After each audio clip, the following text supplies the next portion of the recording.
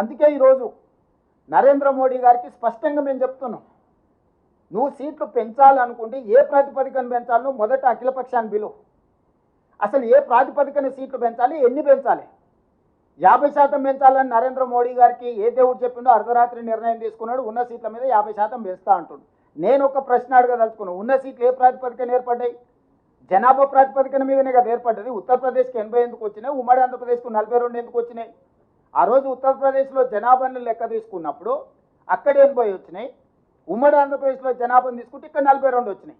ఏ జనాభా ప్రాతిపదిక మీద అయితే 543కు మనం చేరినామో దాని మీద సరాసరి బ్లాంకెట్గా 50% అని చెప్పేసి కలిపేస్తున్నాం. ఏ జనాభా నియంత్రణ చేసిన వాళ్ళకి అన్యాయం జరుగుతుంది అంటున్నావు, మూల సూత్రమైన జనాభా ప్రాతిపదికన ఏర్పడిన విధానాన్ని ప్రోరేట ప్రకారం 50% పెంచేస్తా నేనని చెప్పి నీ రాజకీయ మనుగడ కోసం, నీ రాజకీయ అవసరాల కోసం ఈ రోడ్లు సీట్లు పెంచడంతో దక్షిణ భారతదేశానికి వచ్చే 195, ఉత్తర భారతదేశానికి వచ్చే 621 సీట్లు ఉత్తర దక్షిణ భారతదేశాలలో విపరీతమైన అంతరం పెంచుతుంది. ఇది దేశ మనుగడకు మంచిది కాదు. ఇది రాజకీయ పార్టీలకు సంబంధించిన విషయం కాదు. ఇది దేశ ప్రజలకు సంబంధించిన విషయము. వివక్ష అనేది ఎక్కడికి దారితీస్తుందో మనం అందరం చూసినాము.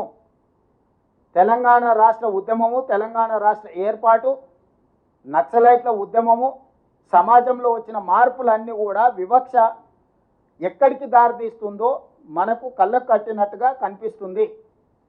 ఈరోజు ఈ వివక్షను ఇంకా పెంచడానికి బీజేపీ ప్రయత్నం చేసుకుంటూ ప్రజల్ని మభ్యపెడుతూ చిన్న రాష్ట్రాలకు, ముఖ్యంగా దక్షిణాది రాష్ట్రాలకు అన్యాయం చేసుకుంటూ మేము ఏమీ చేయడం లేదు, ఇది ఒక అద్భుతమైన బిల్లు, ఈ అద్భుతమైన బిల్లుకు మీరు అనుకూలంగా లేరు, మీరు మహిళా వ్యతిరేకుల అని మహిళల ముసుగులో ఆనాడు యుద్ధం చేసినప్పుడు కూడా శిఖండిని అడ్డం పెట్టుకొని చేసిరు.